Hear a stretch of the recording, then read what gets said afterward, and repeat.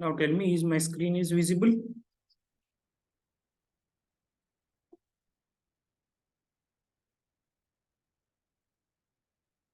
Please respond. Is my screen is visible?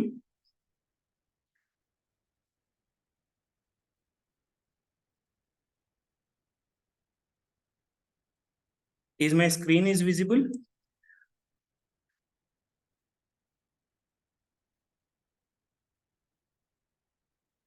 Hello?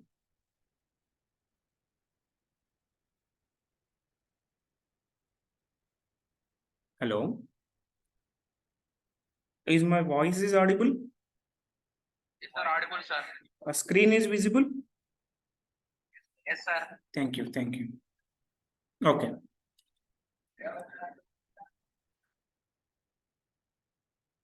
So now I'm going to start the session, today's topic. Like as of now, we have covered important topics, linear algebra. Okay. So this is a part of deep learning. Okay. Chapter 1 is consisting linear algebra. So chapter 2 is probability, that will start tomorrow. So as of now, we have covered basic things, definition part of linear algebra, maximum, scalars, vectors, matrix, and tensors. How we are using all these scalars, matrix, tensors, that is covered till now. And the multiplications on scalars and vectors. So because addition, it's not having any problem because of row wise and column wise, there is no restriction. But multiplication point of view, we should think about the matrix multiplication should be different. Okay, so that the multiplication of matrix and multiplication of vector is covered, and identity, inverse matrix, types of matrix. Okay, linear dependency and span, as well as norm, magnitude of a vector or magnitude of a matrix is identified by doing the calculations like distance of the vector. And special kind of matrix and vectors, is nothing but like a inverse matrix, symmetric matrix, transpose matrix, diagonal matrix, delta matrix, rank matrix, those kinds, different kinds of matrix, those things we covered. So now in today's class, I would like to cover these two: eigendecomposition, singular value decomposition, and PAC, principal component analysis. This is very important concept because we are deriving the principal component analysis concept here. Okay, for this implementation, eigendecomposition, we should know how we are doing eigendecomposition, and singular value decomposition. These two things we should know before implementing this principal component analysis.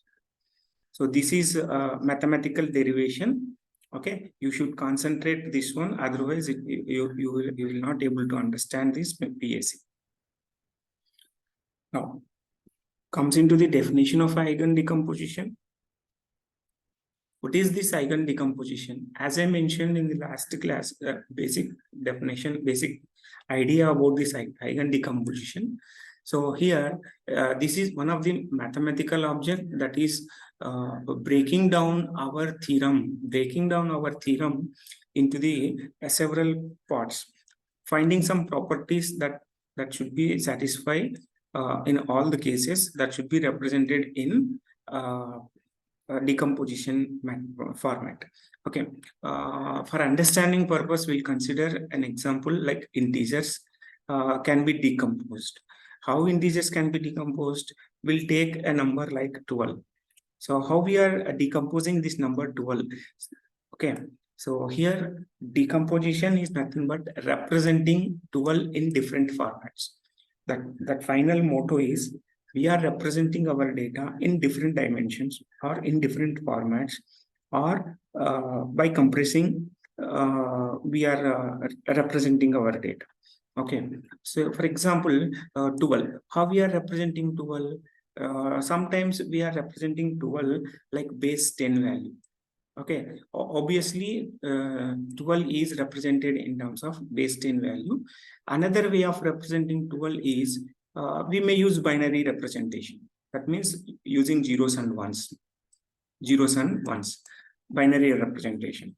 That means we can represent 12 in this example in two ways. One is digit representation, base 10 value.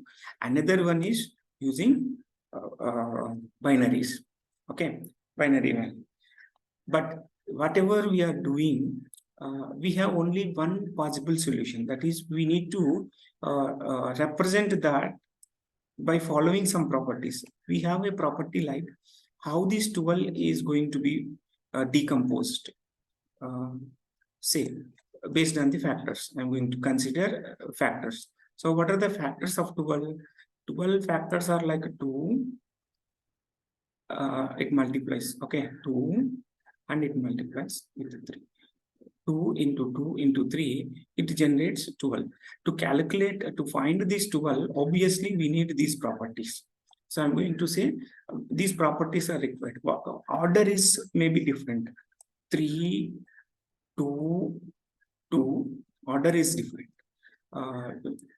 2, 3, and 2.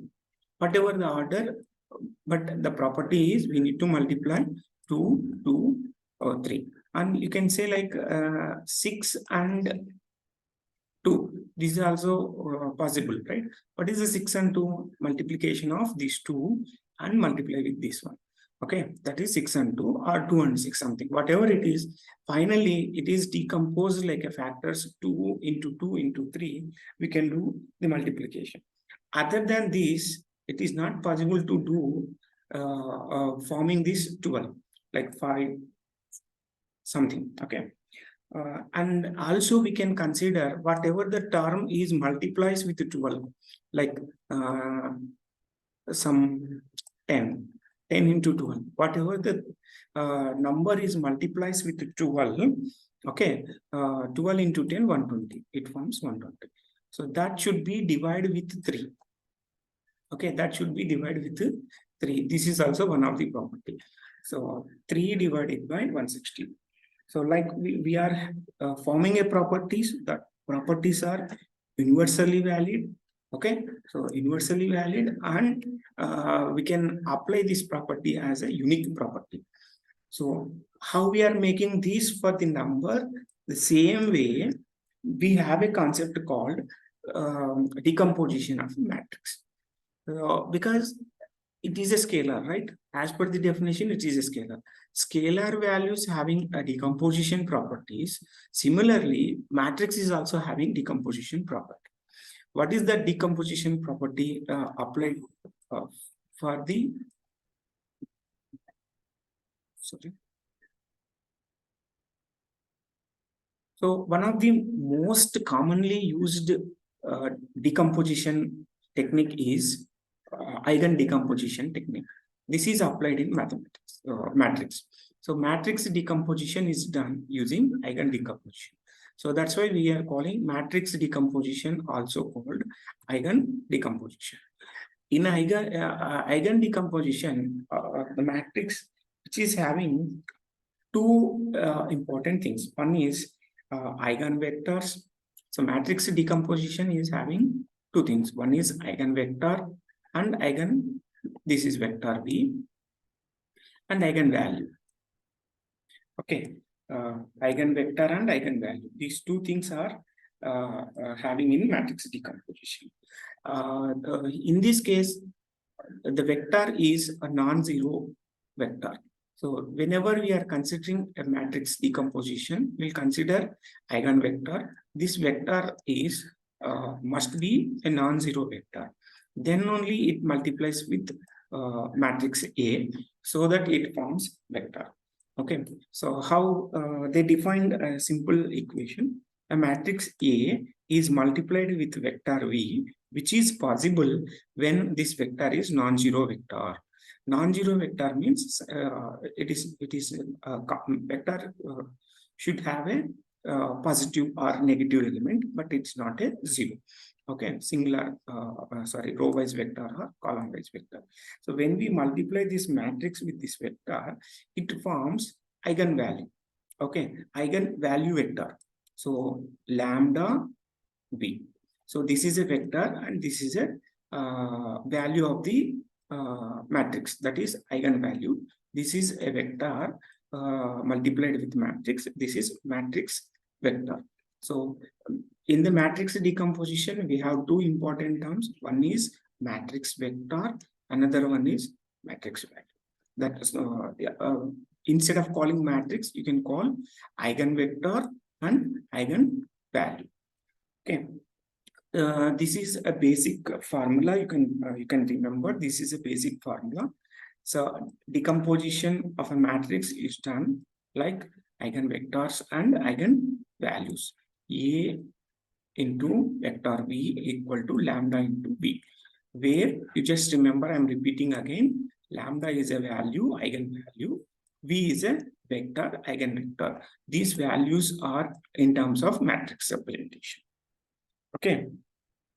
So these are all in terms of matrix representation. Okay. Now, so how this will be happen? How it is possible? Is this right way? How we are representing this AV equal to lambda into V? So for that we have a proof for this theorem. So this is not our part. Okay, you need not worry. You need not to derive this proof. You just see this proof for understanding purpose. Okay, for your understanding purpose. So many students are joining. One second.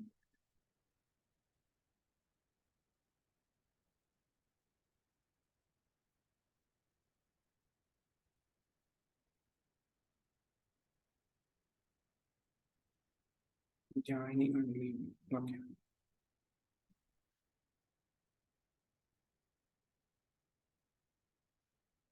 This proof is not required in our syllabus, but for understanding purpose, I'm going to explain it. Okay, so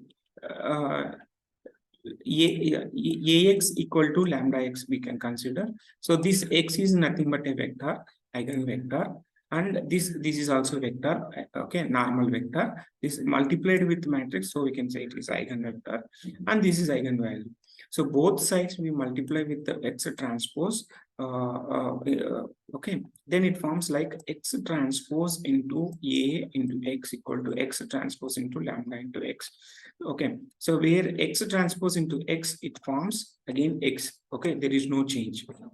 So similarly, right side also x transpose into x. Okay, that means already we have a formulas like a into a inverse equal to a. Okay, same way a inverse into a equal to a. So like that, we have so many formulas. We have learned these things in our earlier classes.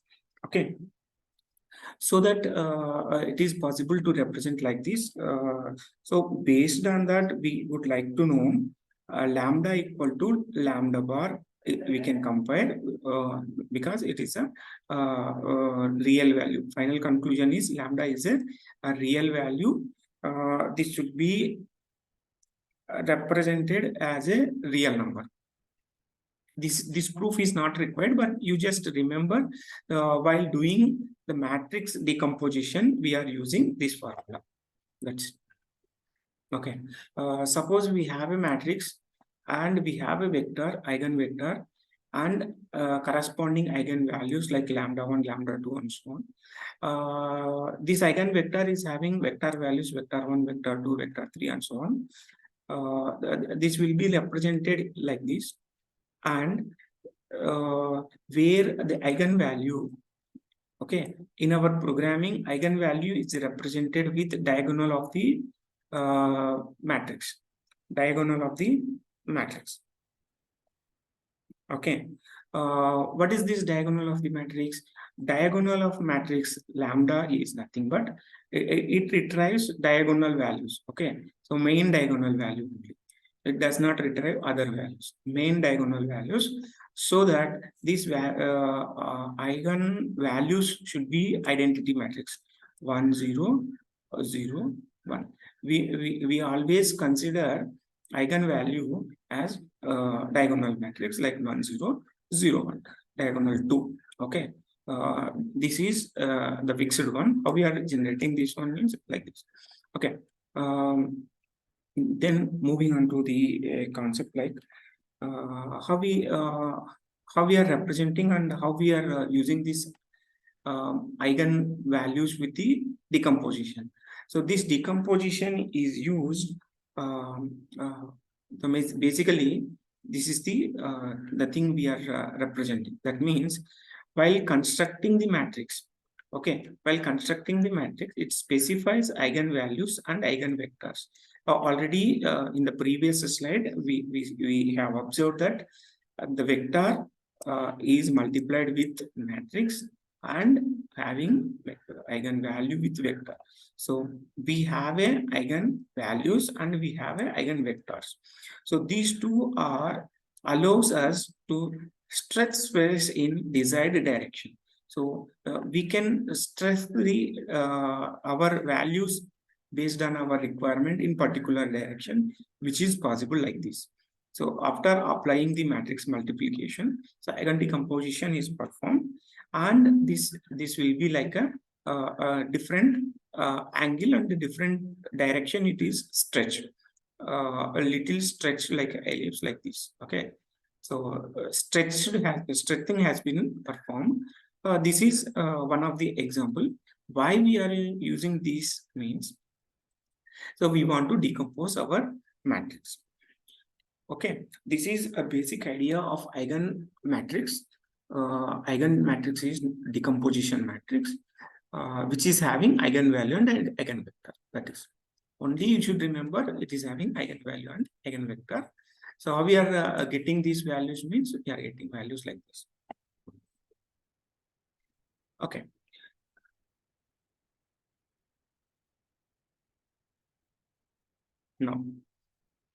Now we are moving on to the next one. After knowing this eigendecomposition, we should know singular value decomposition. What is the singular value decomposition?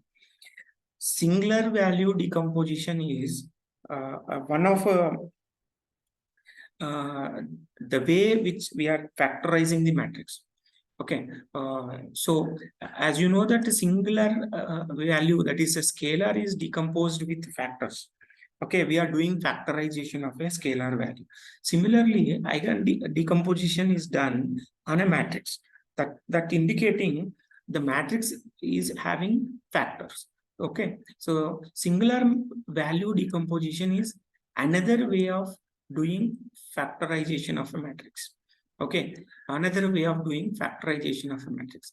Here, factorization of a matrix is nothing but representing our values by changing the directions of a matrix. Okay, by changing the directions of the matrix with eigenvalue and eigenvector. Okay, so the way we are representing these values, that is our motto.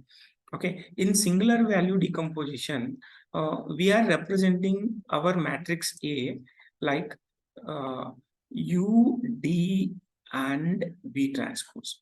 What is this U, D, and V transpose? Okay,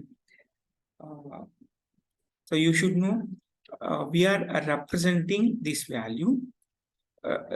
Here D is a decomposition value, eigendecomposition value. Okay, so this is a vector as it is, and this is uniqueness matrix. Okay, these values are represented in terms of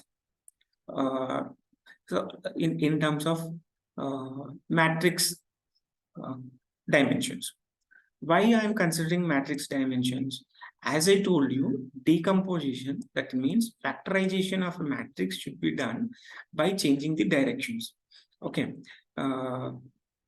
see here, this matrix A is represented in terms of n by n matrix. Okay, A is represented in terms of n by n matrix. Sorry, not A is represented m by n matrix. That means it is having m number of rows and n number of columns. While representing this matrix using singular value decomposition, I am changing the directions of the vector, eigenvalues and eigen matrix. Like when I consider u value, so this is represented in terms of square matrix. That means m by m. So we should represent these in terms of square matrix. But matrix A is not a square matrix.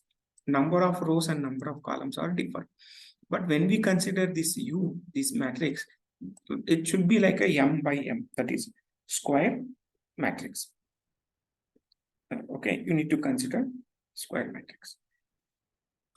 Decomposition is also should be a square matrix. Decomposition should be a square matrix.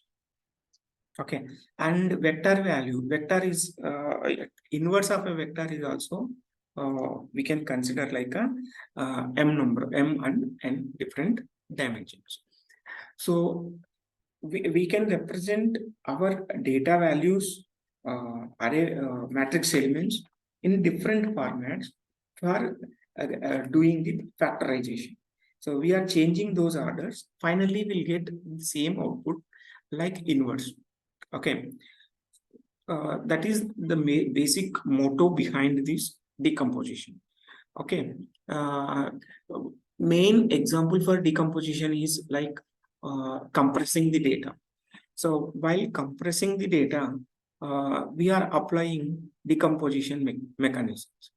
There exist several decomposition mechanisms, out of which this is principal component analysis is the basic one, which uses mathematics. Okay, in linear algebra, we are using principal component analysis as a decomposition technique. This decomposition is applied for compressing the data. What is this compressing of a data? Compressing of a data, which is nothing but reduce. We are reducing the dimensionalities. Okay, so we are reducing the dimensions. How we are reducing the dimensions of a matrix? So matrix is always represented in terms of dimensions. By using the factorization methods, we are changing the dimensions, dimension positions, okay, dimensions directions, x-axis to y-axis, y-axis, I mean rows and columns. Columns will changes as a rows, and by multiplying with vector, we'll do some calculations so that it changes the dimension directions. Okay, so by doing that, we are reducing the dimension size. Okay, so what is the use of reduction? Reduction of a dimension size, which helps to reduce the usage of the memory. Okay, that is main concept. So that thing we are applying here. We'll see with the example how we are implementing the decomposition mechanism using principal component analysis. That is dimensionality reduction that is applied for the compression. We'll see here in this example. The component analysis, one of the simple machine learning algorithm is principal component analysis. Sometimes we are calling PCA. This type of questions will be there in your mid-exam objective type questions. So what is meant by PCA? Principal component analysis. Okay, so principal component analysis is used in our machine learning. This is simplest way to reduce the size. Okay, so what is meant by reducing the size? We are compressing our content. Why we are compressing our content means to reduce the space, memory space. Example I will tell you. So sometimes our when we are applying any application form, in that application form, to upload your photograph, it requires a minimum size. Okay, so our photo is having like 300 MB data. Okay, but it allows only 20 KB data, or If we have 300 KB data, it allows only 20 KB data. Like some lesser size is required to upload your image in that particular application. So what we are doing in this case, we are reducing the size of this image. In this example, we are reducing the size of the image by compressing the image. Okay, so what happened when we are doing the compression? When we are doing the compression, the data will be compressed into the required size, which is stores lesser than actual size. Okay, that type of compression should be done for this application. So compression, how this compression is performing means based on this principal component analysis mechanism. Okay, so this is simplest way to do the compression. This compression technique is applied in all compressions, like document compressions, image compressions, text compressions. Sometimes we are using zip, or we are reducing the size. Okay, so those are the simple examples for compressions. So now this is where exactly we are using in our machine learning, because in our machine learning, we need to deal with a lot of data elements. Sometimes images will store huge images.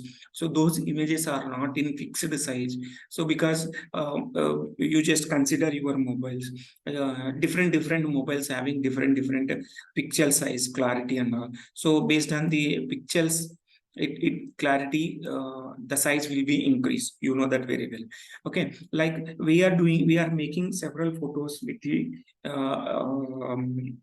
mobile. That dimensions are different. Through camera, that dimensions are different. Okay, so all these dimensions are different sizes. We need to compress these dimensions. That means dimensions reduction should be done. Dimensionality reduction should be done. That means compression should be done. So that compression is applied using principal component analysis.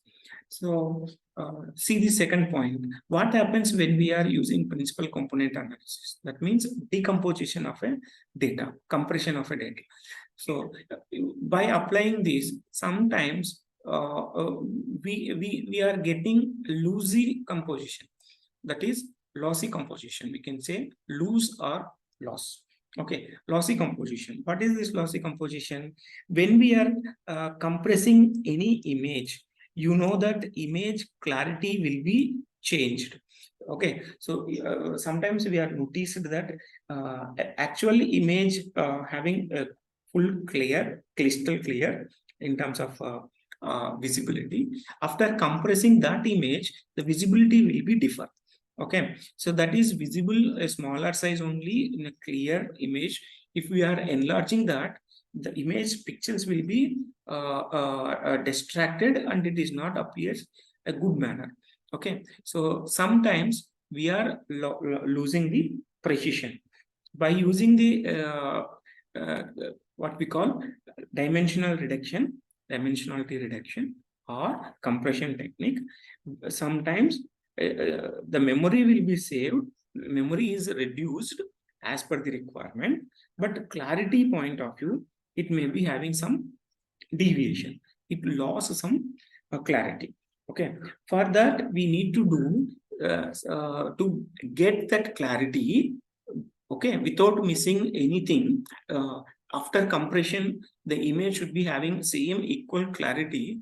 For that, we are using encoding and decoding techniques has to be applied on a data element using principal component analysis. Okay, here we are applying, here you need to concentrate. Okay, this is very important point for principal component analysis derivation. Okay, so we are doing derivation of the equation, principal component analysis derivation.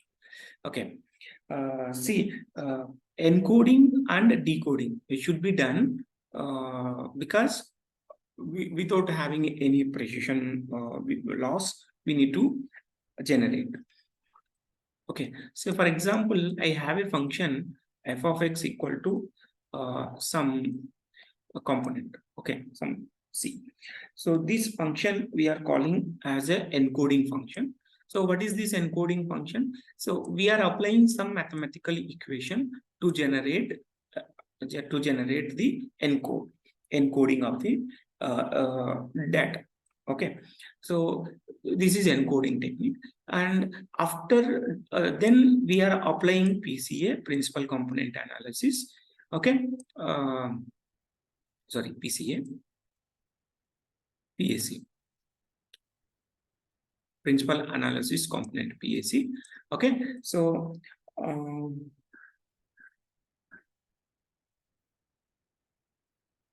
decompose. After applying this, we are going to decode this encoded information. Okay, how we are doing decode? So decode is done approximately. Okay, so approximately we are applying another function g of x of g of f of x. So what is this g of f of x? So f of x is a function which is derived for the encoding.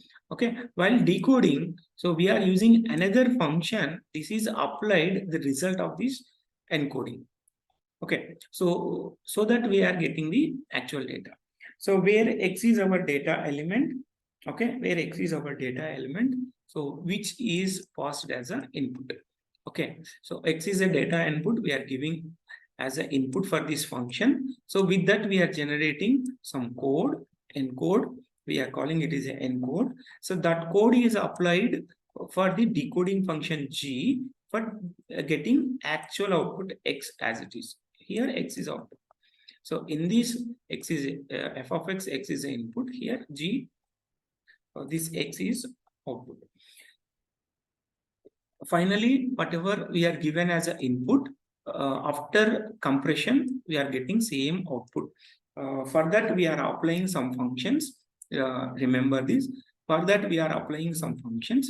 So these functions are called encoding function f of x and decoding function d of encoding function f of x. Okay, so this is the thing we are using. Now we'll use a derivation how this encoding is done, decoding is done. Okay, first we'll consider decode part because decoding is very crucial. Decode. So while we are decoding our data, okay, while we are decoding our data element, we can take any function as a decoding function. Say for example, so I'm going to take g of c. Okay, what is g of c? C is nothing but f of x. That means g of f of x. So d of c is equal to dc. What is this dc? D is a matrix. Okay, what is this matrix? Decoding matrix. So we are doing decoding. So we are multiplying this decoding matrix with our component. Okay, this is first equation. You should remember this is first equation in this derivation. We are forming this equation g of c equal to dc. How we are getting this g of c equal to dc? We are doing decoding. Okay, so we have to apply decode function. Decode function, decoding function is a function we can define by our own. So here I am defining the function which is multiplied with our component is multiplied with decode matrix.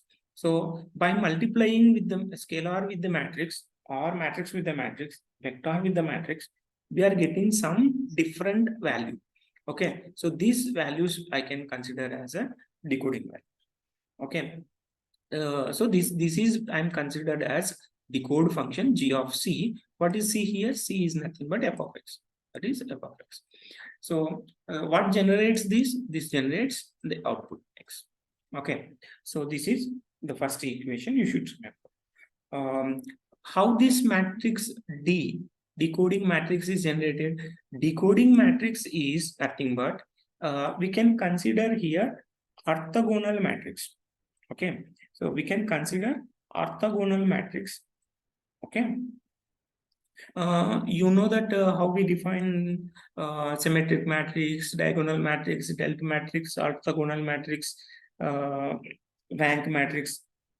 Those things you know, right? Already we covered in our syllabus. Otherwise, go through that material and you can see what is meant by orthogonal value. So these orthogonal values are considered from this matrix. So those orthogonal values are considered as a matrix D. Okay, decoding matrix D. This will be considered here, and we are consider this value in terms of norm value because it is a positive one. You need to consider this as a positive value. You need to apply normalization. Okay, norm of D, you need to identify norm of D that should be applied. Okay, so you need to consider decomposition matrix. Decomposition matrix is having orthogonal values. These values are applied to the normalization. Okay, after that we are multiplying with this component C. This is the basic thing we are doing. Then, sir, how we are calculating this C component value? Okay, so C is applied like a loss function, lossy function. So we have different types of loss functions, loss 0, loss function, loss 1, loss 2. Okay, like we have loss functions.